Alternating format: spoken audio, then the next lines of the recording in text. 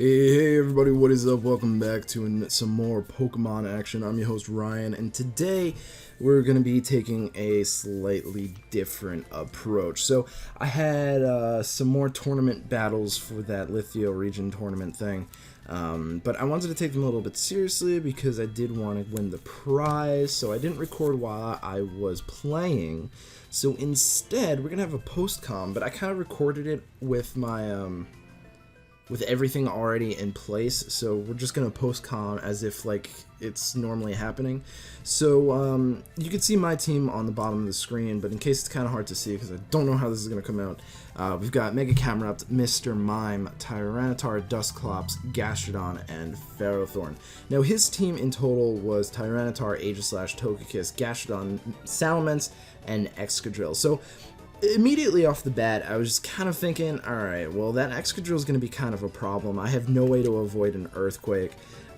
It's most likely going to be Sand Rush, but I'm pretty sure it gets Sand Force, and that's going to be an issue if it does have Sand Force, because that's going to hurt a lot.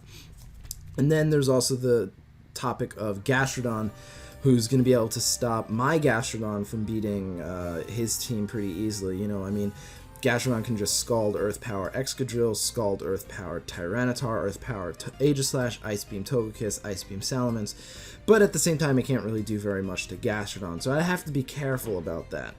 But looking at his team, I figured my best bet was Dusclops and Camerupt as my lead, because the way I thought it is just like he's got an Aegislash, he's got a Togekiss, he's got a Salamence, he's got an Excadrill, he's got a Tyranitar. All of these things are weak to my Camerupt, and not a single one of them can one-hit KO me in one shot outside of the Gastrodon. And the Gastrodon I have my own Gastrodon for, so I'm not too concerned. But you know, I needed to have backup, so I brought Gastrodon in the back because, you know, just in case his Gastrodon was there, you know, I need to have something to switch into. And I brought Ferrothorn in the back because looking at his team, he really didn't have anything to hit my Ferrothorn.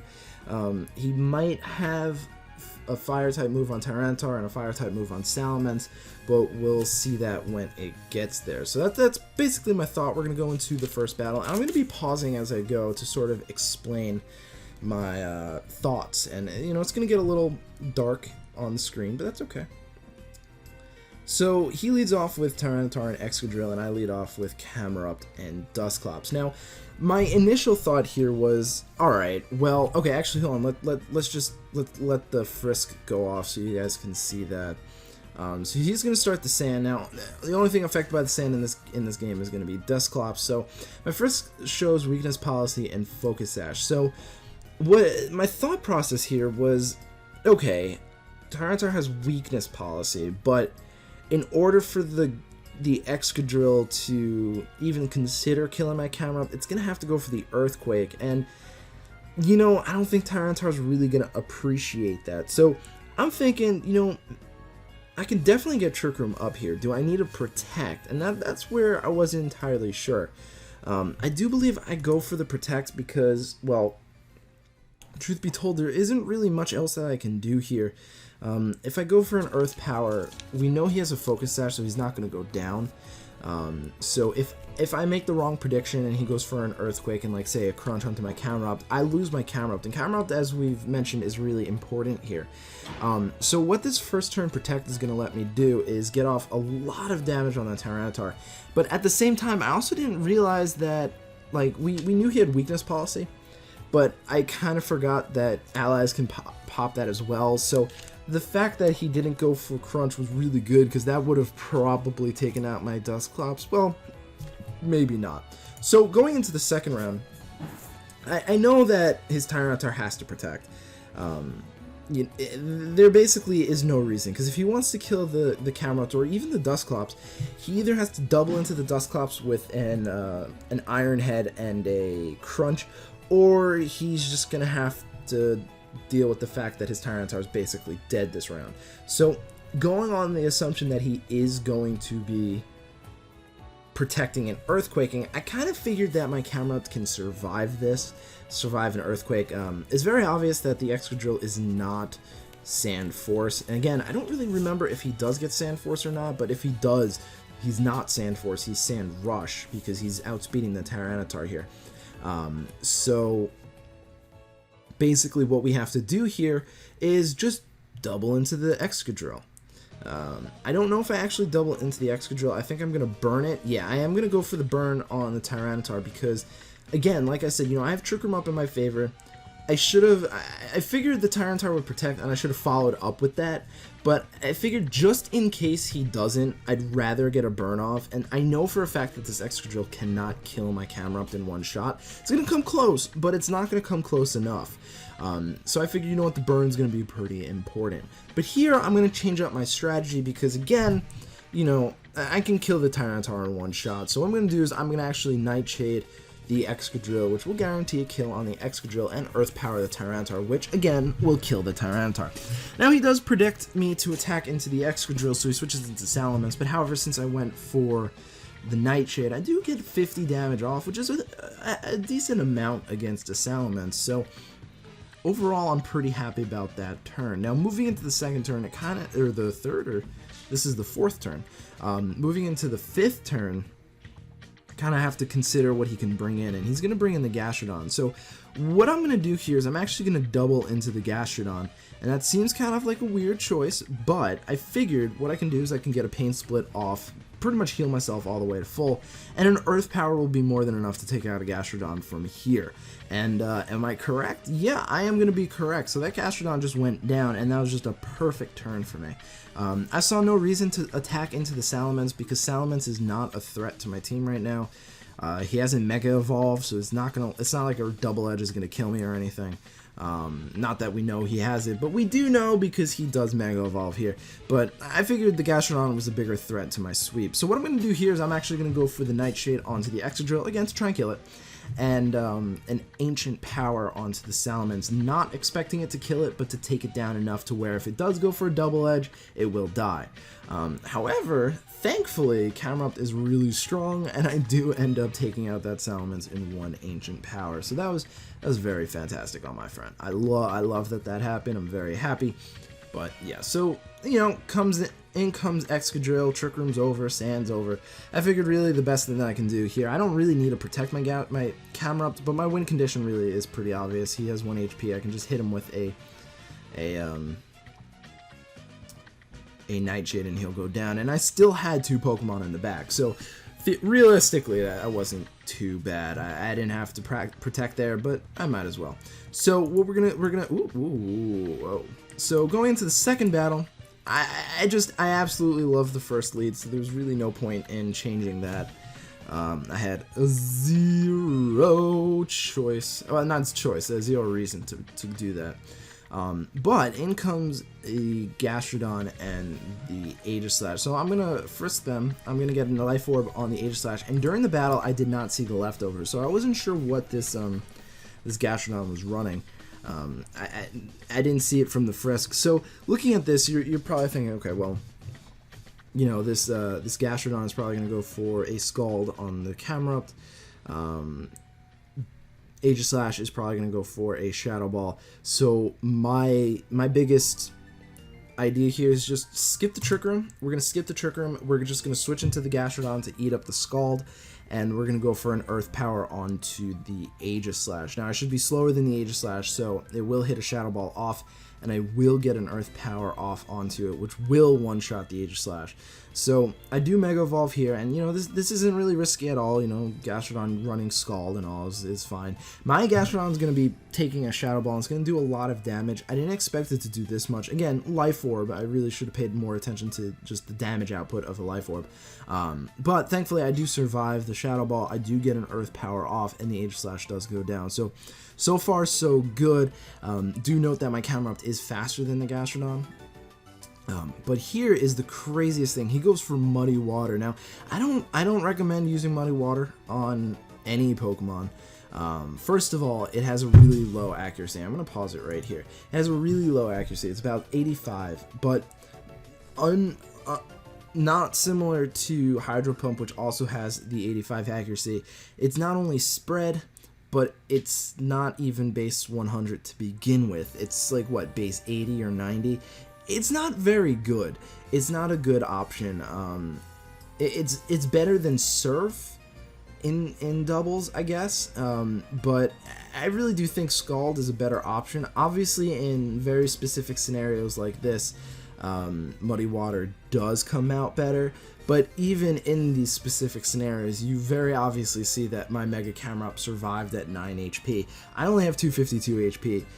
A Scald would have taken me out. Obviously, it wouldn't have because of my Gastrodon, but the fact that it didn't take me out, even though it's stab and super effective, 4 times super effective, that's pretty nutty. So in comes Excadrill. Now we know for a fact that the Excadrill is sashed. So what am I going to do? I'm going to protect. You know, protect is I'm sorry.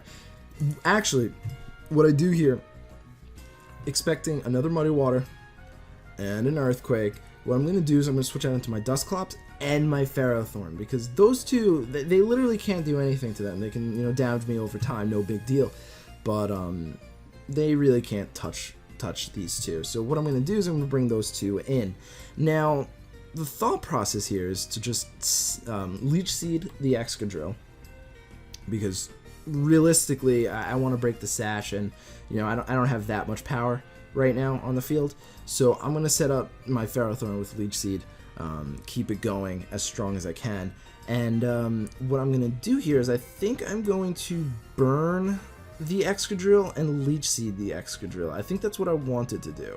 I don't know if that's what I ended up doing, but I'm pretty sure that's what I wanted to do. Now, the Gastrodon's going to switch out, probably expecting a Power Whip to the face, which would kill it. But unfortunately for him, I do go for my Leech Seed. Maybe I go for Pain Split here, actually. Or Trick Room. No, yeah, I do go for Trick Room. Okay, so I was thinking a few turns ahead. What I'm going to do is I'm going to go for Trick Room to set up my Ferrothorn. And right here, I believe I know I Gyro Ball the Salamence. Forgetting that I had Intimidate on me, I was like, the Gyro Ball is going to do a decent amount of damage, right? So I'm probably going to Pain Split the Salamence and Gyro Ball it, if I remember correctly. I do. Okay, good. So the Pain Split goes off because, again, you know, I'm going to take a lot of HP off of the Salamence. And, you know, I'm going to heal up pretty much back to full. And then the Gyro Ball I expect to do a lot more damage, but unfortunately it didn't. I think I've since changed my Ferrothorn, and I didn't realize I changed it. The EVs used to be more offensive, but whatever. But thankfully my opponent does go for a double edge on my Ferrothorn, which is fantastic for me because even though he does take me out, that gives me a safe switch into Gastrodon, which is going to be interesting, and he almost goes down to double edge. So you might be wondering, why are you going to bring in Gastrodon? You have Trick Room up, you can bring in Camera Up and kind of win.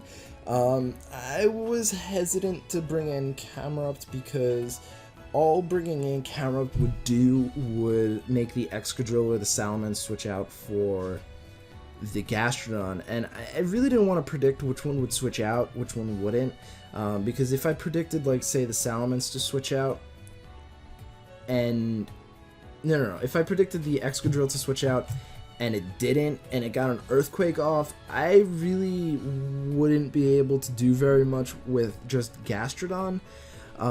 So for me, I was thinking, well, I guess the best thing that I can do is bring in Gastrodon, because it's not going to scare out either of the two anyway.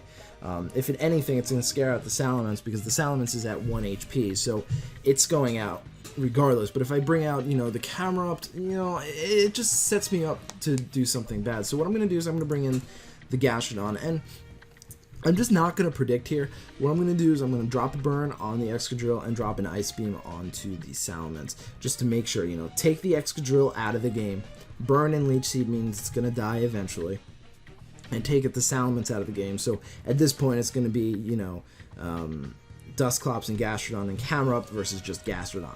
Now, of course, he does switch out the Gastrodon. I do switch out to Gastrodon. I do take pretty good damage with the Ice Beam. Now, the burned Excadrill does not take out either my Gastrodon or his Gastrodon. So we're in a weird sort of position right now, trying to figure out, you know, what I can do here, how I can possibly win. I'm thinking, okay, the Excadrill's burned. It still has a decent amount of HP. What I can do here is Earth Power the Gastrodon, hope that's enough to kill it, and Pain Split the Excadrill, and hope that's enough to just bring me up a little bit further. It didn't give me that much HP, but it gave me enough, and you'll see exactly why that was a good play. And the Earth Power does take out the Gastrodon, which is perfect, because that guy would have taken me out. Now, it does go for Iron Head. I don't know if I agree with that play. I think he thought that his Gastrodon would survive and he'd take out my Gastrodon, so Iron Head would have been the best option there. But I do take out with my Gastrodon, so that's good enough. Now, we do still have Trick Room up. He does have the Salamence and the Excadrill. I have no reason to protect or anything. I'm just going to go straight for the attacks. We're going to go for an Earth Power onto the Excadrill and a Nightshade onto the Salamence, most likely. Yep, okay, good. So, right here, you know, I think Trick Room ends, maybe. Well, actually, no. So this is where the Excadrill basically goes down. The Excadrill goes down to the burn, and this is why the Pain Split was really good. Now, right here, you'll see Trick Room ends. So what I'm thinking is I have an 9 HP camera up in the back. I can't swap it in. I can't reset Trick Room because I'm pretty weak with my Dusclops. So my win condition here is to just attack. I have no reason to protect or double protect, or actually I can't double protect. My Dusclops doesn't have protect, but just go for the double attack. There's no way the Salamence can take it out. Now, I wasn't expecting the Earthquake, and thankfully it wasn't strong enough to take me out, but the double attack into one Pokemon is literally the only way you can possibly win. So that was beautiful. So that was the round, and I won in a clean sweep, which I think I've been doing this entire tournament, which is pretty cool. And we move on to the next round. So thank you guys so much for watching. I really do appreciate it, and I hope to catch you guys at the next episode. Peace.